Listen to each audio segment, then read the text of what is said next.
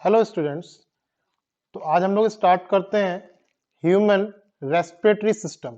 Means human का respiratory system के बारे में पढ़ेंगे, जिसमें कि हम लोगों ने ये पढ़ रखा था कि नॉर्मली देखिए आपने क्लास 10th में ह्यूमन रेस्पिरेटरी सिस्टम पढ़ रखा है, तो उसी को यहाँ थोड़ा सा और डिटेल में जाएंगे हम लोग। We have a pair of external nostrils opening out above the upper lips.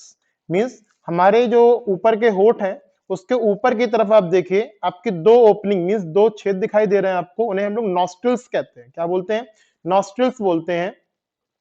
It lead to a nasal chamber. It means ये इसके बैक साइड है, मींस ये कहां ओपन हो रहे हैं? नेजल चैम्बर में ओपन हो रहे हैं through the nasal passes, nasal passes के थ्रू। ठीक है। The nasal chamber open into the pharynx. जो नेजल चैम्बर है वो कहां ओपन हो रहा है? फेरिंग्स में ओपन हो रहा है। नेजल चैम्बर की ओपनिंग कहां जा रही है? फेरिंग्स में जा रही है। मींस पहले नॉस्ट्रिल से, फिर नेजल पासेस के थ्रू होते हुए नेजल चैम्बर, और नेजल चैम्बर के थ्रू होते हुए फेरिंग्स। अब फेरिंग्स क्या है? Pharynx is a common passage for the food and air. Means जो फेरिंग्स है ये क्या होता है? A portion of which is the common passage for the food and air. Means एक ऐसा पैसेज, एक ऐसा रास्ता जहां से फूड पार्टिकल्स और एयर पार्टिकल्स दोनों एक साथ पास होते हैं। ठीक है। मींस अब यहां पर एक और स्ट्रक्चर आएगा ट्रैकिया के बारे में, सॉरी अब एपिग्लॉटिस के बारे में पढ़ेंगे यहां पर। चलिए अभी स्टार्ट करेंगे इसके आगे। तो यहां पर फेरिंग्स क्या हो गया? एक कॉमन पाथ है, एक कॉमन पैसेज है जहां से फूड और एयर दोनों पास होते हैं। The pharynx open through the larynx region into the trachea। Means जो pharynx है ये larynx से होते हुए, मींस pharynx कहां हुआ? अपर पोर्शन में, और larynx कहां हुआ? उसके नीचे। मींस जो pharynx है वो larynx से होते हुए trachea में ओपन होता है। तो एक नया नाम आया यहाँ पे, larynx। larynx क्या होता है? ठीक है। तो larynx क्या, नाम से मालूम पड़ रहा है larynx, इसी से हम बोल सकते हैं lyrics. Means larynx is a cartilaginous box। Larynx कैसा बॉक्स है? कार्टिलेजिनस बॉक्स होता है, which help in sound portion production and hence called the sound box. इसीलिए हम लोग इसको साउंड बॉक्स भी कहते हैं, क्योंकि इससे साउंड प्रोड्यूस होती है। ठीक है। वॉइस बॉक्स भी कहा जाता है। ड्यूरिंग स्वेलिंग, स्वेलिंग मीन्स होता है निगलना। जब हम लोग खाने को निगलते हैं, ये जब खाने को निगला जा रहा है, अंदर लिया जा रहा है, तो यहाँ पे जो ग्लॉटिस होता है कैन बी कवर्ड। ग्लॉटिस क्या है? ग्लॉटिस जो है आपकी एक मींस जो ग्लॉटिस पोर्शन है उसी के ऊपर एक ढक्कन सा होता है, मींस एक प्लास्ट मतलब एक थिन लेयर होती है इलास्टिक कार्टिलेजिनस की बनी हुई, जिसको हम लोग बोलते हैं एपिग्लॉटिस। मींस जो हमारा फूड पार्टिकल्स हैं वो ओइसोफेगस में ही जाएं, ना कि हमारे रेस्पिरेटरी ट्रैक में चले जाएं। ठीक है। By a thin elastic cartilaginous flap called epiglottis to prevent the entry of food into the larynx, जिससे कि फूड पार्टिकल्स जो हैं वो केवल और केवल हमारे ओइसोफेगस के थ्रू जाएंगे, मींस हमारे फूड कैनाल में ही जाएंगे, ना कि हमारे रेस्पिरेटरी ट्रैक में जाएंगे, वो लैरिंग्स में नहीं आ पाते हैं। ठीक है। तो trachea is a straight tube. अब हमारा जो एयर है वो कहां पहुंची है? ट्रैकिया में पहुंची, क्योंकि हमने क्या पढ़ा अभी कि नॉस्ट्रिल, नॉस्ट्रिल नेजल पासेस से होते हुए नेजोफेरिंग्स में, मींस नेजो चैम्बर, नेजोफेरिंग्स से होते हुए कहां पहुंचेगी वो? और फेरिंग्स, फेरिंग्स कहां है? लेरिंग्स से होते हुए ट्रैकिया में ओपन हो रही थी। और ट्रैकिया क्या है? एक स्ट्रेट ट्यूब होता है जो कि मिड थोरेसिक कैविटी में ओपन होता है, extending up to the mid thoracic cavity, जो कि मिड थोरेसिक कैविटी तक जाता है। ठीक है। विच divide at the level of fifth thoracic vertebra into a right and left primary bronchi. Means जब ये वहां मिड थोरेसिक कैविटी तक पहुंचा तो वहां पर ये फिफ्थ थोरेसिक वर्टिब्रा तक जाकर राइट एंड लेफ्ट प्राइमरी ब्रोंकीज में डिवाइड हो जाता है। मींस जो ट्रैकिया है जो वो आपका टू पार्ट में डिवाइड होगा। ठीक है। प्राइमरी ब्रोंकीज में डिवाइड होगा, left and right primary bronchi. ठीक है। अब ये जो each primary bronchi means each bronchi जो है ये अंडरगो रिपीटेड डिवीजन, मींस इसमें फर्दर फिर से डिवीजन होगा to form the secondary and tertiary bronchi. और ये क्या बनाएंगी? सेकेंडरी एंड टर्सरी ब्रोंकी का फॉर्मेशन करेंगी। और इसके आगे ये फर्दर डिवाइड होती हैं तो ब्रोंक्यूल्स बनाती हैं। क्या बनाती हैं? Bronchioles ending up in very thin terminal bronchioles. ठीक है। मींस इसके आगे की तरफ ये बहुत पतली हो जाती चली जाती हैं और ये ब्रोंक्यूल्स का फॉर्मेशन करती हैं। लास्ट पार्ट पोर्शन जो है इसे क्या बोलेंगे? ब्रोंक्यूल्स। मींस ट्रैकिया डिवाइड हुआ ब्रोंकीज में। ब्रोंकी कौन सी है? Primary, secondary and tertiary. उसके बाद आपका टर्मिनल एंड जो है लास्ट का वो बन जाता है ब्रोंक्यूल्स। एंड द ट्रैकिया या the trachea, primary, secondary and tertiary bronchi and initial bronchioles means शुरुआती part are supported by incomplete cartilaginous rings, means ये इनकम्प्लीट कार्टिलेजिनस रिंग्स के द्वारा कवर्ड होती है। क्यों कवर्ड होती है? नहीं तो ये दब जाएंगे। ये समर का पाइप होता है, बीच में पिचक जाता है, उस तरीके से ये भी जब इसमें से एयर को बाहर निकाला जाएगा तो पिचक जाएंगी बीच में से, तो उसको बचाने के लिए इसमें कार्टिलेजिनस रिंग्स पाई जाती हैं। Each terminal bronchiole give rise to number of very thin, irregular, walled and vascular bag-like structure called alveoli। कहने का मतलब जो आपका थिन ब्रोंक्यूल्स है, इनके लास्ट में इरेगुलर स्ट्रक्चर्स होता है, वेस्कुलर बैग लाइक स्ट्रक्चर्स होता है, जिसको हम लोग एल्वियोली कहते हैं। दरअसल एल्वियोली जो होती है एक्सचेंज साइट होती है ऑक्सीजन की एंड कार्बन डाइऑक्साइड की गैसेस की डिफ्यूजन के through.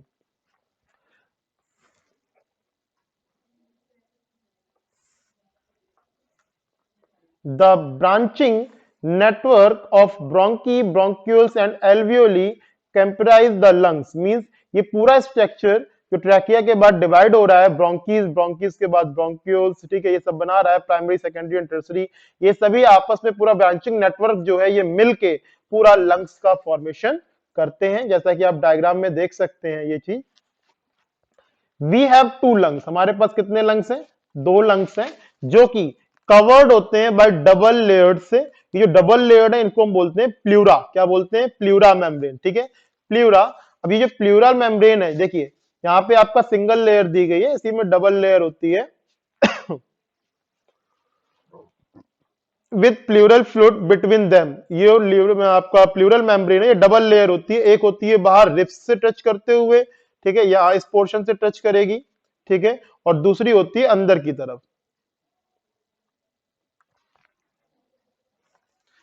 It reduce friction on the lung surface. अब इसके बीच में जो आपका प्लूरल फ्लूइड भरा हुआ है, ये फ्रिक्शन को रिड्यूस करता है। रिड्यूस फ्रिक्शन, फ्रिक्शन को रिड्यूस करेगा ऑन द लंग सरफेस, मतलब लंग्स की सरफेस के ऊपर ज्यादा फ्रिक्शन ना हो, ठीक है।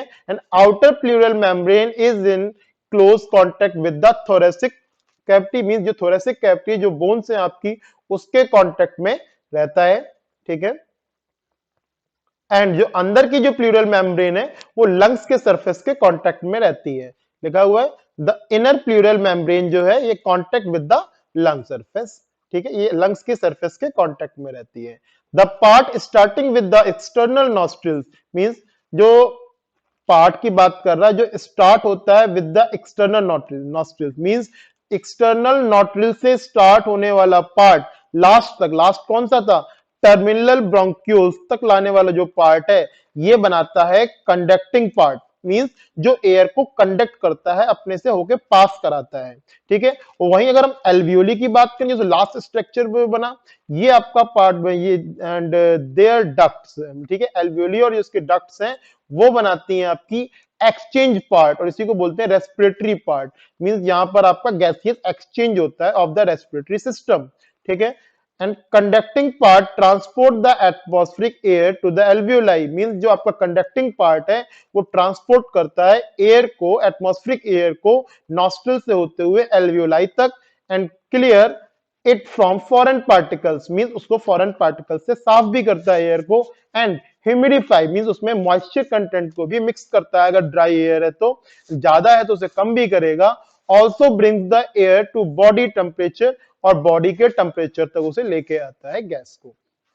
Exchange part is the site of actual diffusion of O2 and CO2, means हमारी बॉडी में कार्बन डाइऑक्साइड और ऑक्सीजन का जो actual transport part, means actual exchange part है between the blood and atmospheric air, वो क्या होती है? एल्वियोलाई होती है, ठीक है। इसके बाद आपका the lungs are situated in the thoracic chamber. अब लंग्स कहां सिचुएट होते हैं? थोरेसिक चैम्बर के अंदर सिचुएटेड होते हैं, which is anatomically an air tight chamber, जो कि ये थोरेसिक चैम्बर जो है ये एनाटॉमिकली अगर देखा जाए तो एयर टाइट चैम्बर होता है। कहने का मीन इसका शेप एंड साइज जो एक तरीके से देखें तो चैम्बर जो फिक्स है, मींस वो एनाटॉमिकली, मींस अगर एनाटॉमिकली वो इंक्रीज होगा तो चैम्बर्स का साइज इंक्रीज होगा, डिक्रीज होगा तो एनाटॉमिकली वो डिक्रीज होगा। The thoracic chamber is formed dorsally by the vertebral column। अगर बैक साइड, डॉर्सल मतलब पीठ की तरफ से अगर देखा जाए तो किसके थ्रू में मतलब बनाया जा रहा है थोरेसिक चैम्बर? बैक साइड में अगर इसके देखा जाए तो वर्टिब्रल कॉलम होती है, मींस आपकी रीढ़ की हड्डी वगैरह होती है। And ventral by the sternum, आगे की तरफ स्टर्नम होता है छोटा सा, ठीक है। And laterally by the ribs on the lower side means आपका लैटरली देखा जाए तो मतलब दोनों साइड अगर देखा जाए तो रिब्स प्रेजेंट होती हैं, and on the lower side by the dome shaped diaphragm, और नीचे की तरफ डोम शेप्ड का डायफ्राम प्रेजेंट होता है। मींस इसके अगर चारों साइड देखें तो बैक साइड में क्या हुआ, बैकबोन है, वर्टिब्रल कॉलम, फ्रंट साइड में देखें तो स्टर्नम है, और इन दोनों से जुड़ता हुआ आपका रिब्स है दोनों साइड में, और अगर नीचे डाउन साइड में देखा जाए तो डोम शेप डायफ्राम प्रेजेंट होता है। The anatomical setup of lungs in thorax is such that any changes in the volume of the thoracic cavity will be reflected in the lungs pulmonary cavity। Means अगर इस anatomically means जो setup बताया गया, ये पूरा setup जो है हमारा एनाटॉमिकली मींस पीछे की तरफ बैकबोन है, फ्रंट की तरफ स्टर्नम है, एंड लैटरल साइड्स में देखा जाए तो रिब्स है, और नीचे की तरफ देखा जाए डोम शेप्ड आपका एब्डोमेन है। अगर इनमें कोई चेंज होता है तो वो चेंजेस का इफेक्ट कहां पड़ेगा, हमारे लंग्स पर पड़ेगा। मींस हमारी जो कैविटी है पल्मोनरी कैविटी या लंग कैविटी, वहां पर वो इफेक्ट दिखाई देता है। ठीक है, such an arrangement is essential for breathing. इस तरह का जो मतलब अरेंजमेंट है ये बहुत जरूरी होता है ब्रीथिंग के लिए, क्योंकि आप देखते हैं जब सांस लेते हैं तो चेस्ट का साइज इंक्रीज होने लगता है, ठीक है, नीचे की तरफ बढ़ेगा घटेगा, ये सारी चीजें कॉन्ट्रैक्शन रिलैक्सेशन बहुत जरूरी होता है। अगर यही नहीं होगा तो लंग्स का साइज जब इंक्रीज और डिक्रीज नहीं होगा, पुशअप नहीं होगा एंड पुल नहीं होगा, तो किस तरीके से वो हमारा सांस ले पाएंगे, हम सांस ही नहीं ले पाएंगे। वो पूरी स्ट्रक्चर आगे आप पढ़ेंगे। As we can not directly alter the pulmonary volume, तो वो डायरेक्ट इफेक्ट किस पे पड़ेगा, हमारे वॉल्यूम पर, हमारे लंग्स के वॉल्यूम पर। Respiration involve the following steps. Respiration में कौन कौन से स्टेप्स इन्वॉल्व होते हैं, तो नंबर 1 ब्रीथिंग और पल्मोनरी वेंटिलेशन, मींस सांस लेने और मतलब अंदर लेना और बाहर निकालना, मींस इनहेलेशन और exhalation. Pulmonary ventilation by which atmospheric air is drawn in and CO2 rich alveolar air is released out, means oxygen में जो ज्यादा एयर है वो हमारी बॉडी के अंदर जाना और कार्बन डाइऑक्साइड को बाहर निकालना। दूसरा, एल्वियोली में जब गैस पहुंच गई, एल्वियोली में जब गैस पहुंच गई तो उसके बाद क्या होगा, डिफ्यूजन ऑफ गैसेस होगा। क्या होगा, डिफ्यूजन ऑफ गैसेस, मतलब ऑक्सीजन एंड CO2 का एक्सचेंज होता है अक्रॉस एल्वियोलर मेम्ब्रेन के थ्रू। नेक्स्ट, जब एक्सचेंज हो गया मींस गैस कहां पहुंच गई, ब्लड में पहुंच गई, तो जब ब्लड में पहुंच गई तो उसका ट्रांसपोर्ट होगा कहां के लिए, आपके सेल्स तक के लिए, transport of gases by the blood. Next होगा diffusion, oxygen and CO2 between the blood and tissues. जब ब्लड उस सेल तक, उस टिश्यूज तक पहुंच जाएगा ऑक्सीजन को लेके, तो वहां फिर से एक्सचेंज होगा ऑक्सीजन और कार्बन डाइऑक्साइड का डिफ्यूजन के थ्रू। नेक्स्ट है यूटिलाइजेशन, जब सेल्स तक ऑक्सीजन पहुंच गई तो उसका यूटिलाइजेशन होगा ऑक्सीजन का by the cell for catabolic reaction and resultant release carbon dioxide, और उसके बाद वो फिर से कार्बन डाइऑक्साइड को रिलीज करेगा। वो कार्बन डाइऑक्साइड फिर कहां पहुंचेगी, ब्लड में, ब्लड के थ्रू फिर एल्वियोलाई तक, एल्वियोलाई से फिर से एक्सचेंज होगा और वो नॉस्ट्रल से होते हुए बॉडी में बाहर निकल जाएगी। ठीक है, नेक्स्ट वीडियो में बेटा मैं मैकेनिज्म ऑफ ब्रीथिंग स्टार्ट करूंगा, जो कि आप तक मैं सेंड कर दूंगा। तो अभी के लिए इतना ही, थैंक यू।